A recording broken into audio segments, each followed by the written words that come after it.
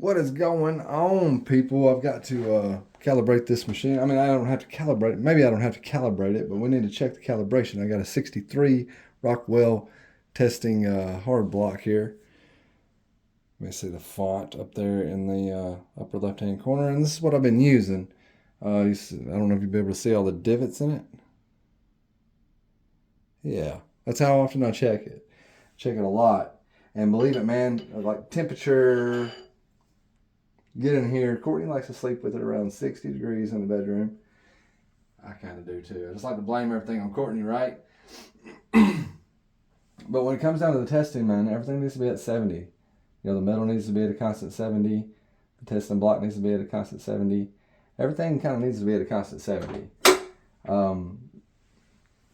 And so I'll shoot for a half a point either way. You know, if it's reading half a point soft, or if it's reading a half a point hard, then we will, disclose that information as to when we do our calibration. When we have to do a calibration, all we need is a little screwdriver. That's all we need to come with it.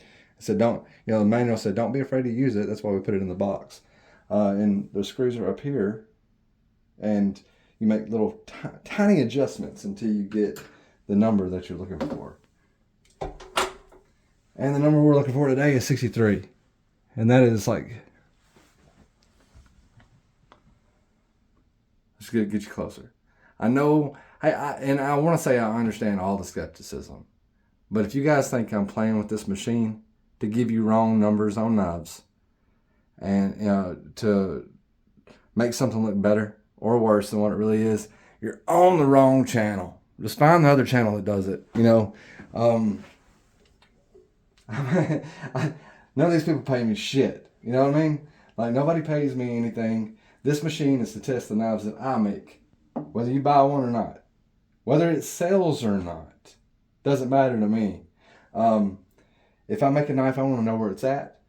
That way, if I get stuck with it, because that's always a real world possibility. I may just get stuck with a knife. At least I don't know the heat treat's right. You know what I mean? Like, it's interesting, the trolls that we have in the community. But listen, we'll give you everything. Today we're going to give you an AUS 8 and maybe a S35VN Rat 1 blade together on one video. We'll see how long this video is. But I wanted to make sure this was calibrated. We're going to test it back here because this is a full flat grind. And as we all know, it needs to be flat. It needs to be as close to flat as you can possibly get it. Let's also wipe off our work rest. Anything that's like under here can cause it to be wonky. And wonky is not what we're shooting for. We're just shooting for the closest number we possibly can get. And so anyway, 63 is where we're at on our calibration. That's what we calibrated the machine to. Yes, I did it myself. I don't mind paying Starrett to come out to do it. I can't remember what the fee was. I want to say somebody told me it was like $200, but you're gonna have to calibrate this machine every few days. It's just how it is. It doesn't matter if it's just sitting around. In fact, that's one of the worst things that you can do with one of these machines is just let it sit around. But it doesn't matter if it's sitting around for long periods of time or if you're using it every day. It needs to be checked constantly. And that's why they give you 6 of these blocks when you buy one of these machines. And they give you all these screwdrivers and stuff like that. So when you look up a video on how to calibrate one of these things, like Starrett will stick a sticker on here and say it's good for a year. It's not, man. Like, it's just not how this machine works. 60 on the AUS 8 Rat 1. I'm gonna flip it over and test it one more time just to see if we get a consistent number on the other side. You know how it goes? Sometimes we do, sometimes we don't.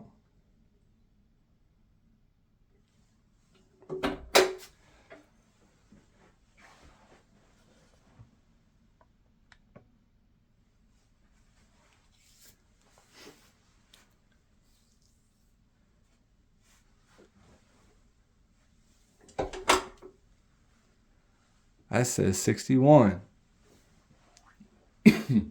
Just for my amusement.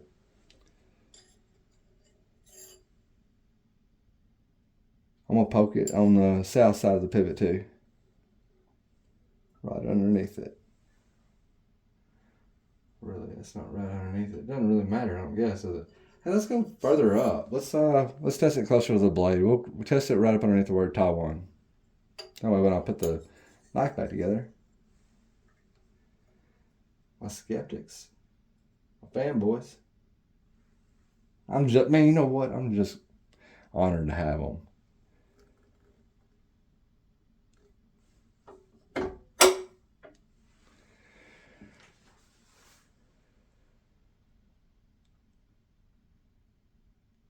So that one's going to be closer to the heat treated edge, right?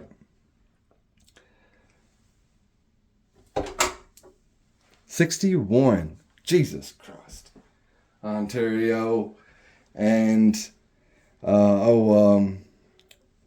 Taiwan for another home run. 61 AUS 8, just phenomenal knife. I took these out because, full flat ground, like I said. Thumb studs were in the way, so I took those out too. They were in the way of being able to get in here, even with the small table. I've got a little small table, or work rest, or whatever you want to call it. And the thumb studs were just not going to allow any kind of test to happen. So there it is. It's an AUS 8 at 61. That's my number. Argue with me. It's okay. The S35VN. We're at 7 minutes. But this is going to be a twofer, right? So. No, it ain't. No, it ain't. We'll do this one on the next video. 7 minutes, long enough. I want to keep these videos as short as possible. No, I ain't calibrating it again.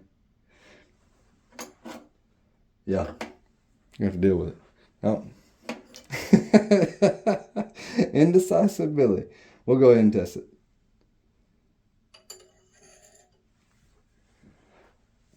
While the camera's rolling.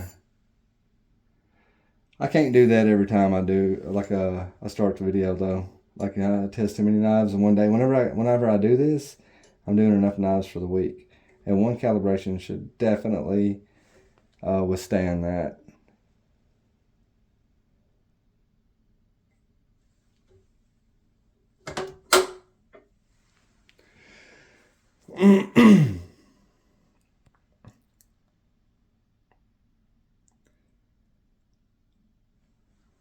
The S35VN blade that comes out of the Red Rat. 61.5. Can you guys even see that? It's better, ain't it? I wish I could keep you there. I might have to get a GoPro or something. Different kind of camera.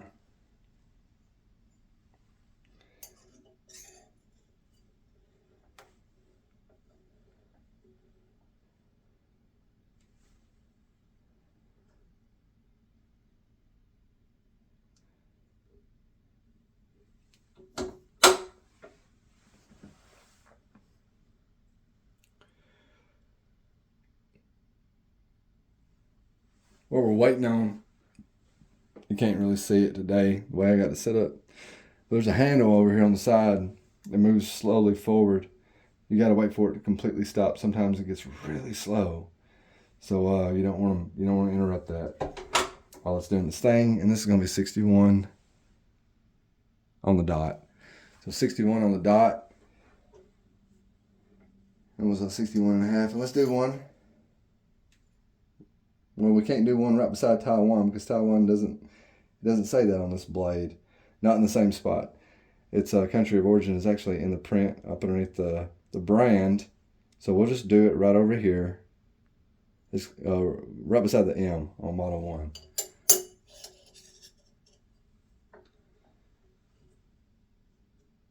Both of these knives have been stellar. The AUS 8 knife was the one that pissed me off about the Spyderco Paramilitary 2 and S90V. Because that factory edge didn't last a week. May have lasted a week. May have lasted a week and a couple of days, but it didn't last anywhere near as long as my native an S30V, and it was very confusing because it was a much more expensive knife and supposedly a much more premium of a steel. But that video will be coming up because I've got that blade as well. Got that knife disassembled. So we got 60 on the nose. Okay, so I mean, like, we're looking at 60 to 61 on this knife right here, and 60 to 61 on the AUS-8 as well. So Taiwan just continues to keep blowing them out of the water. We very much appreciate it. We're trying to build up an archive. If you trust me, you want to add some of your knives to the archive. We're going to try to create a video archive for HRC testing. It's something that a lot of people have talked about. I've got a machine. I have to have the machine anyway, so we might as well put it to use. I was going to use it. I'm going to use it regardless to know, to know where my stuff's at. But we can also use it to know where your stuff's at. What's the cost on that? Well, it's $50 if you send it off to some shops and have them HRC it and send you back a pretty little piece of paper with all the details on it and stuff. But for my test, it's not going to cost you anything. So we can hide the divots just like we did on these knives.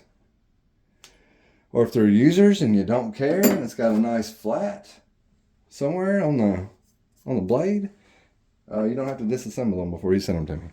Guys, have a great one. That's the Rats. I don't have a D2 model. I may have one later. If so, it'd be in a separate video, obviously. But that's the AUS-8 and the S35VN. Both of them perfectly heat treated, if you ask me. Congratulations, Ontario and Taiwan. Again, home run. Catch you on the flip side.